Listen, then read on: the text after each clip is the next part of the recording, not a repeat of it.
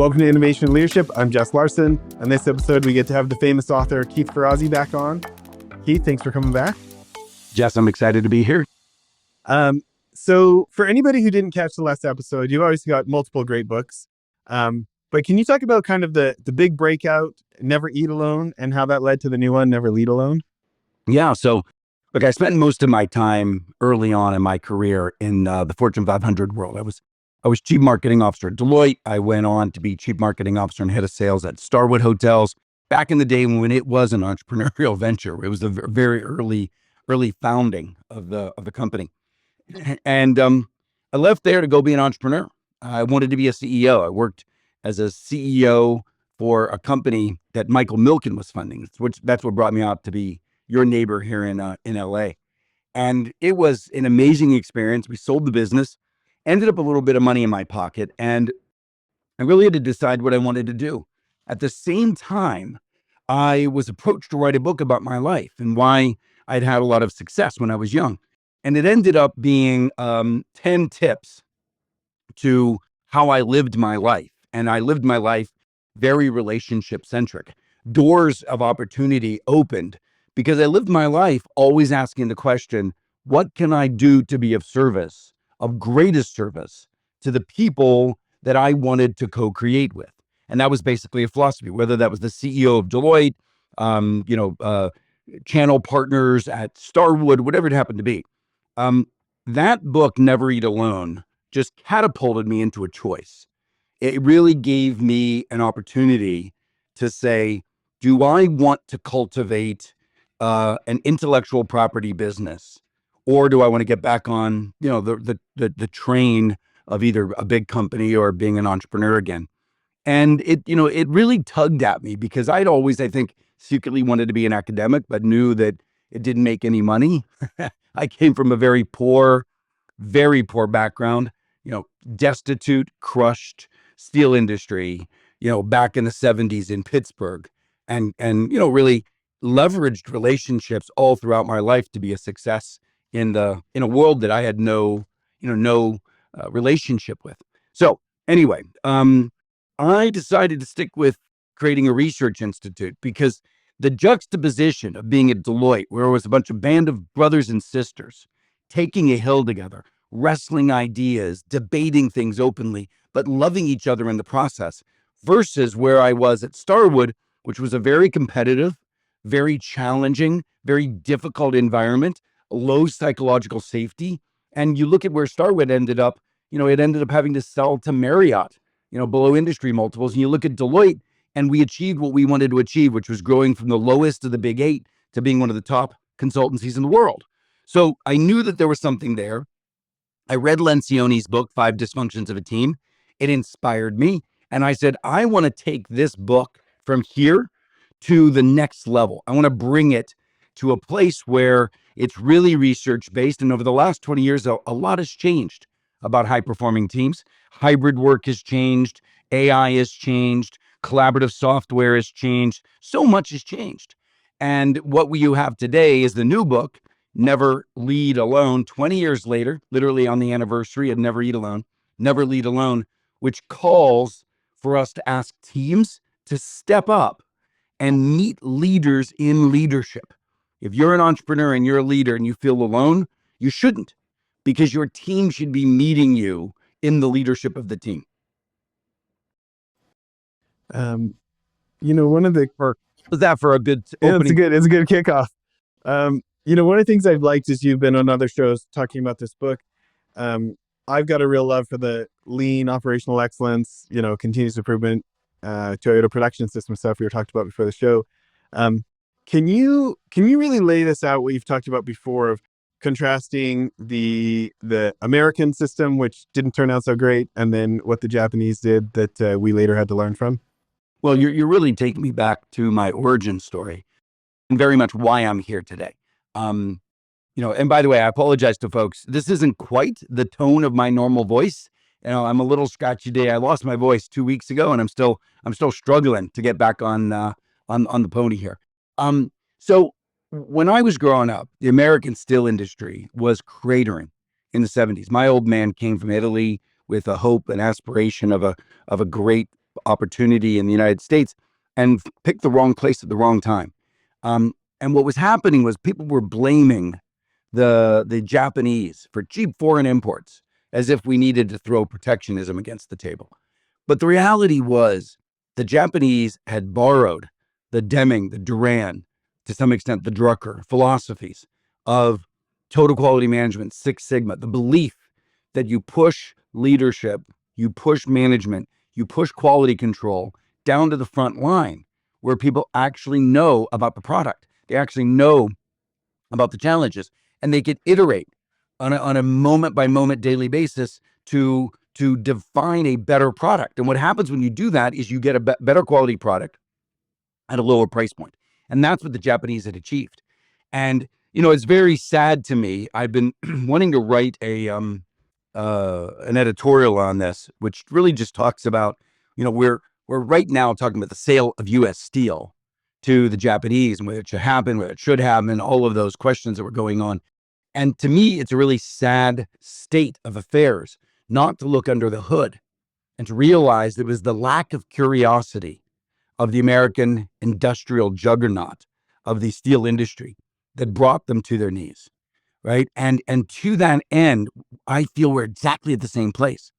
If you look at major shifts of ways of working over the decades, that was big one, Six Sigma, TQM. It was manufacturing engineers who cracked the code. Then you spin ahead and you look at the next major shift.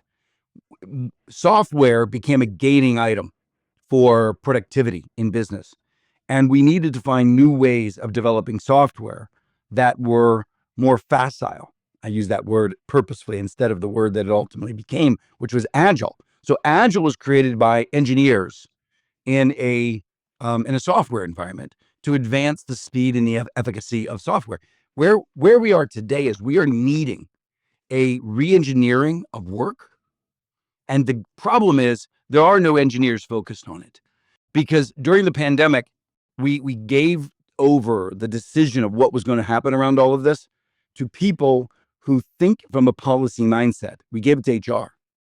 And the question has now been a battle of how many days are we in the office, 2 or 5, without the primary question, which was how do we re-engineer collaboration in order to leap forward in this new world? Now, I have had conversations with the CEOs of Zoom, Cisco, which has WebEx, Google, of course, and all of their Google collaborative technology, and Satya at Microsoft. All of them would agree that the tools for re-engineering collaboration are in our hands today and have been for decades, and we barely scratched the surface. Just my core business is to coach teams through transformation, to coach teams into high performance. And one of the things we do is we make them wake up to 21st century collaboration tools. And that's a massive re-engineering. It's a re-engineering of ways of working, not just use of technology. And now we come into AI, right? You come into AI, and what we see people doing is you see people who have existing roles, and we're asking, how does generative AI improve the productivity of this role? Wrong question. Once again, we should be stepping back and asking the question, how does the re-engineering of work transform the outcomes 10x? And then you back into how are the roles going to be different in a 10x world where those roles are now partnered with AI? So it's very sad to me so that I just don't see where these breakthroughs are happening. Now, if you give me just 2 more seconds, I became a venture partner at a very large, formidable VC called Lightspeed, because they had one of the largest investments in AI, in some of the biggest companies like Mistral and Anthropic, et cetera. And I look at what's going on over there, and there is re-engineering of work happening as entrepreneurs.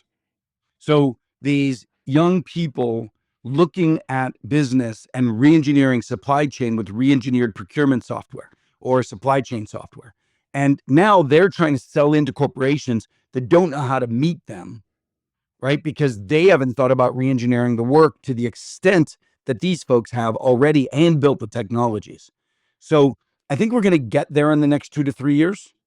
I sure hope, and that we will finally have the breakthrough I've been calling for decades now, which is the re-engineering of collaboration and the re-engineering of work, but it's workflows. There's a large insurance company called Prudential, and it's got a brilliant CHRO named Lucienne.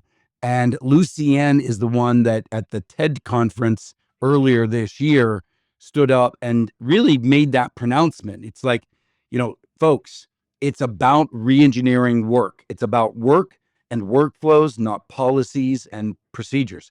So I was really excited to see that there are movements. So we've actually, final point, we've created a community of these people.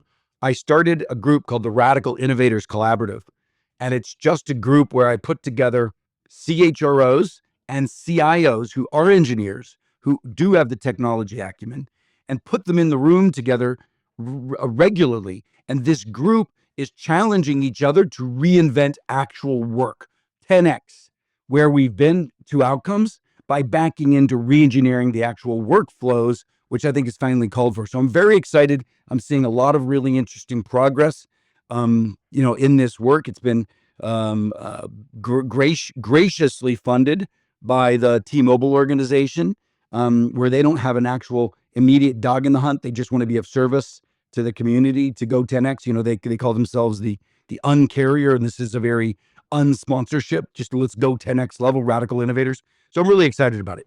No, that's exciting. Well, listen, tell us one of your favorite stories from the new book. It's got to be, I could have written the whole book with an underlie of one company. And so the way the book is written is each chapter of the book, there are, well, first of all, I'll step back. Our research over 20 years shows that there are 10 critical shifts that we all as leaders need to adopt in order to achieve a high performing team. And, one of the most important ones, my friend Kim Malone Scott has talked about it a lot, which is the shift from conflict avoidance to candor, where a team has everything on the table.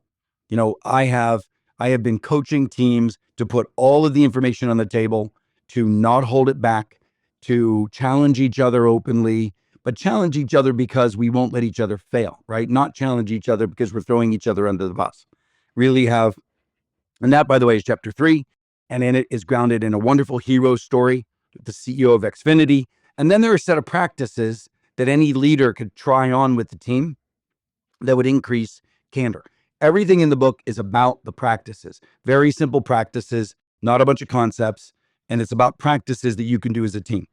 Now, you spin ahead to the very end of the book, and there's a higher order chapter about how teams need to be each other's coaches, how teams need to have a mindset that says, we've got each other's back. We care for each other. We care for each other's energy and resilience, and we care for each other's competencies. And we have to agree that we're all going to level up. In the next 3 years, I was just with a CIO organization yesterday of a large educational institution.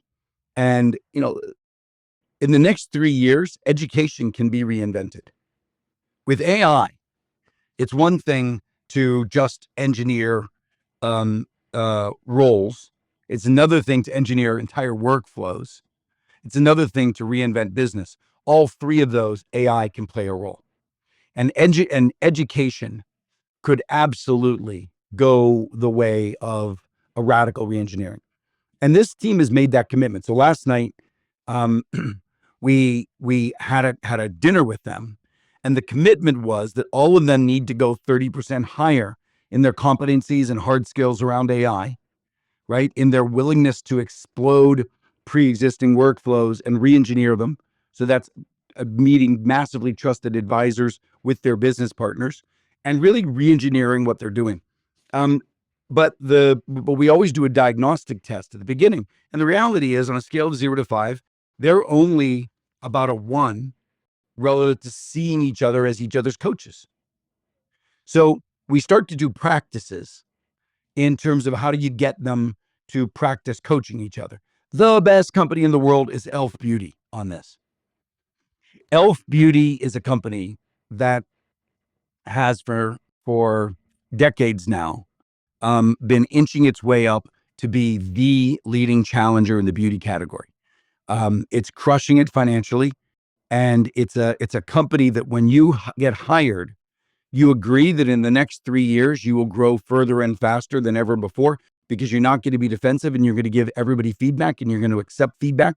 And feedback is the medium of success for all of us, and that's what makes it powerful. So Elf Beauty has done an amazing job. I'm a huge fan of Tarang, their CEO, who just got named this year as one of the top 100 business leaders in the world. He's a small beauty company.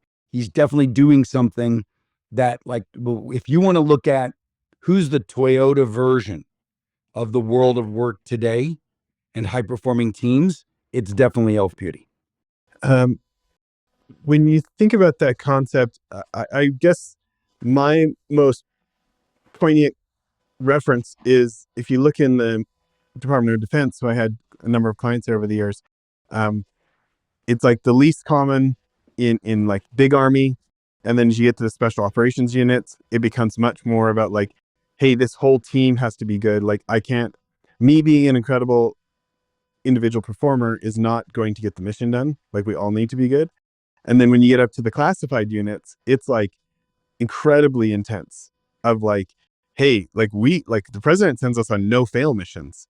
Like there's no like, oh geez, what's his name again? Like they all, and obviously there's some degrees here, but to me, that was actually some of the most inspirational. Like, I think I came from the investing world. We were buying like energy assets, and a lot of those, it's like the engineering is incredibly important.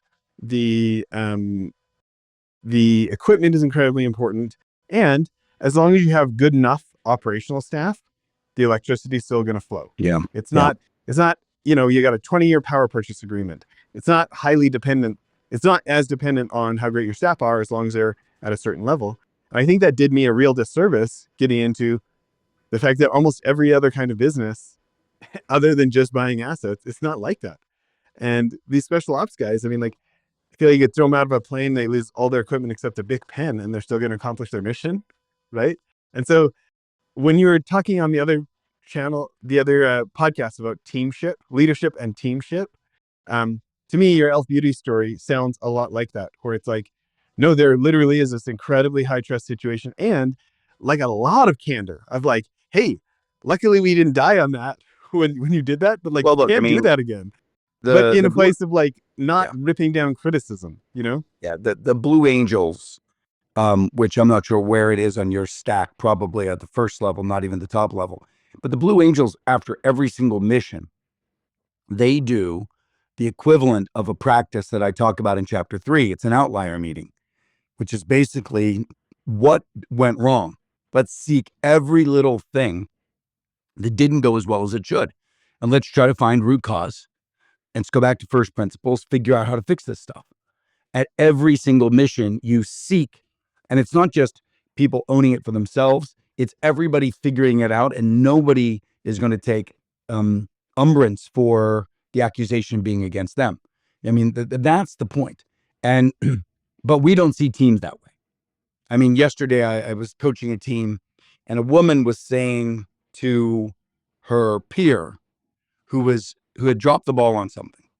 She had said to him in the meeting, she said, "But I offered you help and you said you got it." And he was saying, "You're right, I did. That was just my pride speaking. I definitely needed help." And they were all sort of ready to stop. And I said, "Wait a second." And I spoke to the woman, let's just call her Lisa. I said, "Lisa, where were you at fault here?" And she said, "What do you mean?" I said, "I offered help. He said he was okay." I said, "Did you know he wasn't okay? If you were betting a large sum of money or someone's precious life on it, which is what the Blue Angels do every day, what degree of certainty did you have that he had it?" She said, "Very low." I said, "Then why didn't you come back with that and say to a gentleman who said, 'No, I got it,' to pause and say, 'Listen, I really care for you and you don't got it. I know you don't. So let's figure out what the next steps are.'" That is really having each other's back. That's a degree of candor that most teams escape and don't have. I want to know your thoughts on how to have that conversation minus blame, minus accusation, minus bite, minus the things that invite people to resist us when there is a tough conversation like that. So there's two things. The first thing we talk about in the book is that the team has to recontract its assumptions of itself. So there is a contract that most teams have today. Think of a contract as literally agreements among a team. And most teams have very clear agreements that are totally unspoken, but they're repeatedly present. And almost every team that I work with has a contract that says, and this is not good, it's where it is at the beginning. Almost every team that I work with at the beginning has a contract that says, I won't throw you under the bus. I won't challenge you openly in front of the boss and your peers. It would be embarrassing to you, and I won't throw you under the bus and create that kind of embarrassment. And that social contract among a team leads to mediocrity but it makes a lot of sense from the normal conflict avoidant behavior that teams have and the belief system that they have. Now, at Elf Beauty, you start before you come on board, and you are told that there's a new social contract here. The social contract here is that we will challenge each other because we refuse to let each other fail. We will not let each other fail. If you're complicit in letting another person fail because you failed to give them data and information that they could have used otherwise, then shame on you. This is you're tanking the company. So that's a different social contract. So the first thing we do is land the social contract. And then the second thing we do is we put structured practices in place. This is the way the book's structured.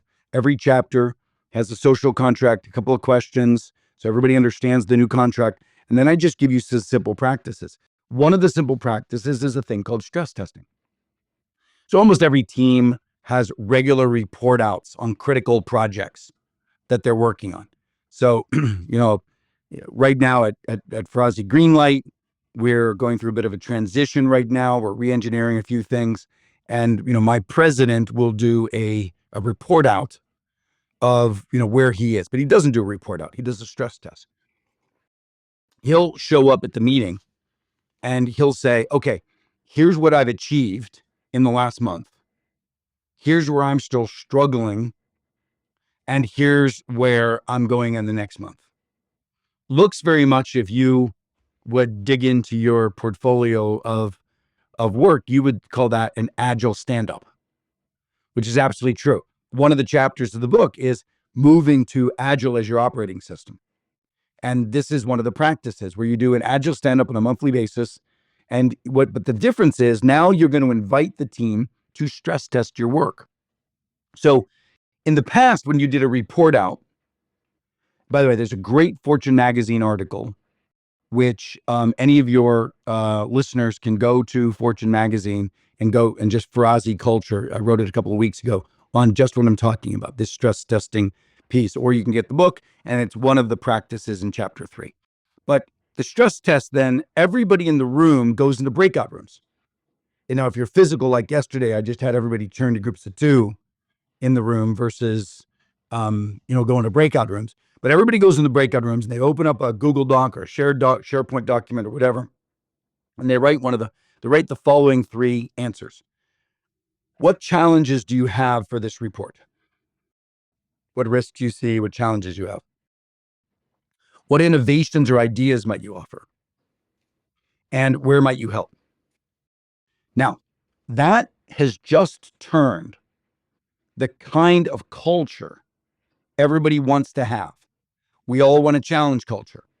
We all want a creative, curious culture. We all want a supportive culture. You've just turned the kind of culture you want to have into an assignment for your people. If a leader has regular stress testing, the team will challenge each other because you've told them to do so in an assignment. The team will give each other curious ideas because you told them to do so in an assignment. The team will offer support because you told them to do so in an assignment. And moving from this esoteric belief that cultures have to be big, fuzzy ideas, which I think is bullshit, to let's change the practices and the process, and it changes culture. Very similar to your work around lean manufacturing and lean work. You change the process and the practice, it changes the culture. So I've just done that. And look, I wasn't an industrial engineer, although I played one on television. No, I'm just kidding. My first job out of undergrad was working in a manufacturing program down on the plant floor, re-engineering process and practices in a Six Sigma TQM environment. And it got me totally bit into the Malcolm Baldrige philosophy, which is an award for business excellence in the United States using TQM. I became a Baldrige judge. I started the Lincoln Award for Business Excellence in Chicago around Malcolm Baldrige and Six Sigma. So I've always thought like an industrial engineer, which is now all I've done is applied that to high-performing teams. And it's so easy. Now with technology, it makes it even easier.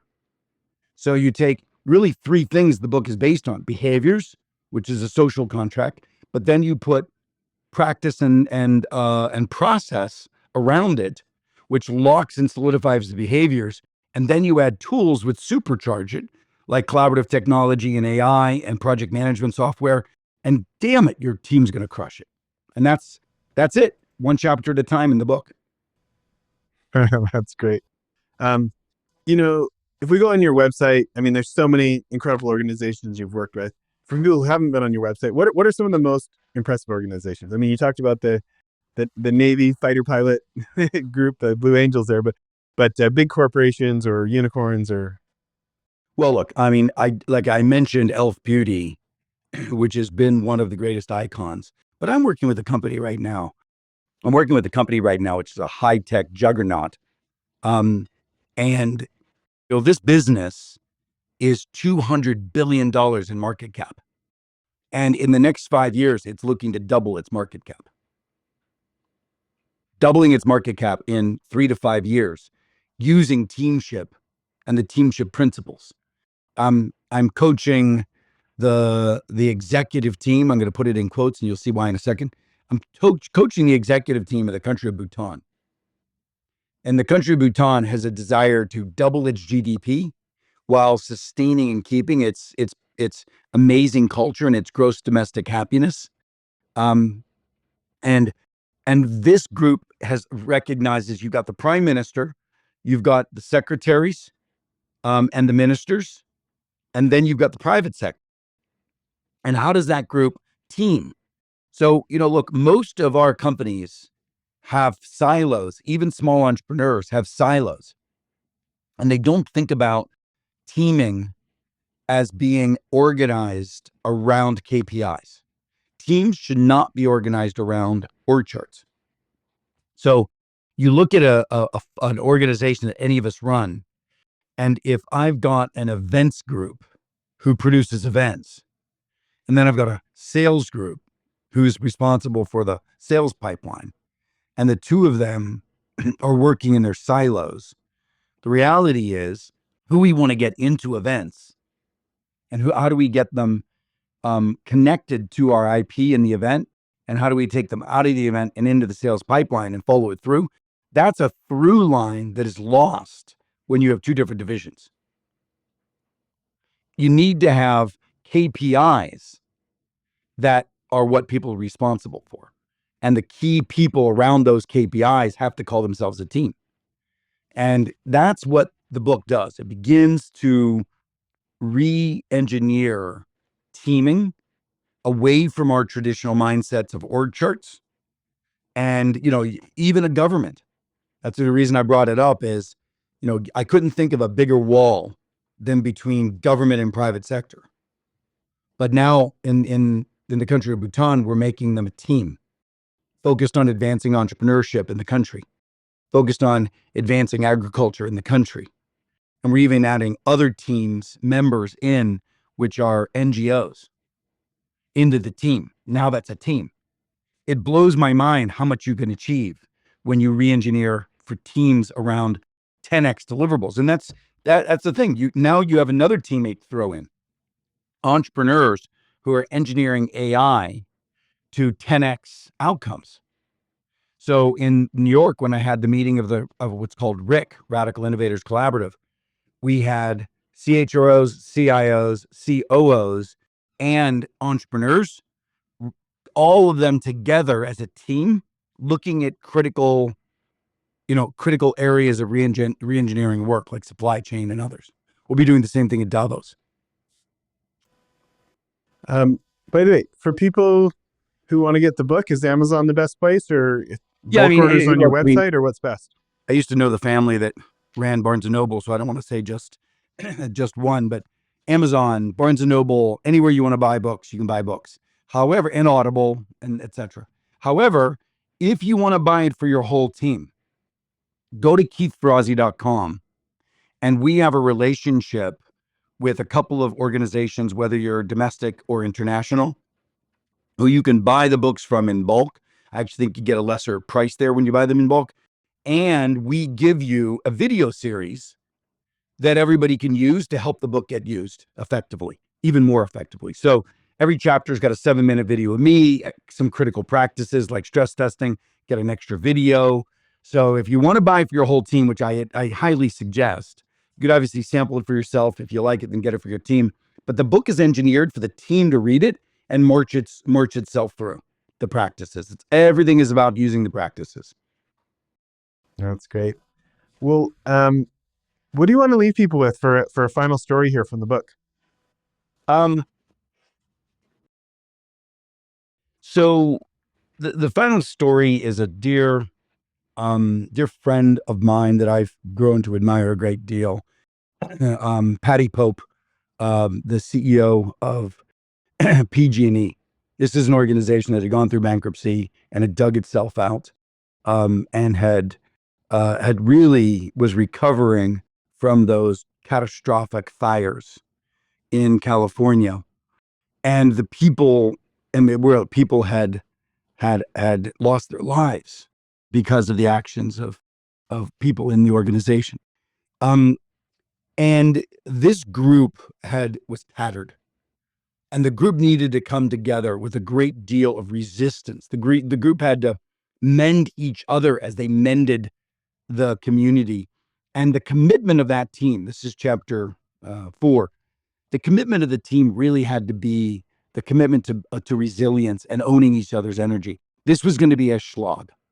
This was going to be tough. People were vilifying them. And the journey was going to be difficult. Most teams don't have such a challenging environment to overcome, but we all need to have each other's backs. And the practices of that team, which bonded it together to take a hill together, to move forward and reinvent the company and reserve and double down on their community, was deeply inspiring to me. One of the things they did is a simple thing called an energy check, where once a week, everybody would go around and say where their energy was from 0, face down in a puddle, to 5, which didn't often happen, which is like skipping on rainbows, and what was bringing it down. And then the team activated. So imagine being a leader where the team owns each other's energy. Somebody's suffering a challenge. Last night, I did one of these sessions with these energy checks with this university team, and where the team was committed, and there was somebody there that was really struggling with their own personal health issues relative to weight. There was another person struggling with an aging parent out of the country. Another person was struggling with something in the workplace. Another person was struggling with a challenged marriage. And imagine being a leader owning all of that. First of all, most leaders don't, and they just let people struggle individually to manage their own resilience unless they hit a wall and need services, and then they send them to HR. But imagine now if the team owns each other's energy, where people with stronger energy can check in with people, let them know someone has their back, is worried about them, problem solve with them, etc. And that's what was happening. And that simple energy check, it's simple practice. In fact, I think in that book, in that chapter, it's one of the 2 or 3. Most of the chapters have 3 or 4 practices that you can use that shift from X to Y. This one only needs 2 or 3. But that energy check can take an average team's perspective of, do we have each other's back, from the low 2s on a scale of 0 to 5 into the high threes pretty quickly after a few months of using the practice. So I tip my hat to Adir. I fell in love with all the leaders. And let me just end with this. It's like you and I both have a strong affinity for re-engineering ways of working. What I loved when I stepped back from the book is so many of the leaders that I was celebrating were actually engineers who put their attention to engineering work, not just product. And that's a rarity. Friends of mine like Drew Houston, who re-engineered his entire company from a physical to a remote-based company, re-engineering work so it worked in a remote-based company. If we engineering mindsets put to ways of working, this is my struggle when we throw, the challenge to HR and we apply policies to it, not engineering workflows. Oh, that's great. What a fun project. It sounds like you really enjoyed writing this book. Well, it's been 20 years. I mean, it's funny. You take a look at the book. My average book is double the size. And, there was that old adage that Ben Franklin said, if I had more time, this letter would be shorter. Well, I had 20 years to write this book. And it's short because the research shows these are the things you need to do to have a high-performing team, full stop. So it's research-based, 3,000 teams in our data set. It's driven to very specific and distinct practices. This is your roadmap to break out of mediocrity as a team and to invite your team up so that you don't have to lead alone. I love it. Okay, everybody, go get your copy. Go to audible.com. That's my preference. Go to your copy and get Never You Alone. Keith, thanks for doing this. Okay, bye, everyone.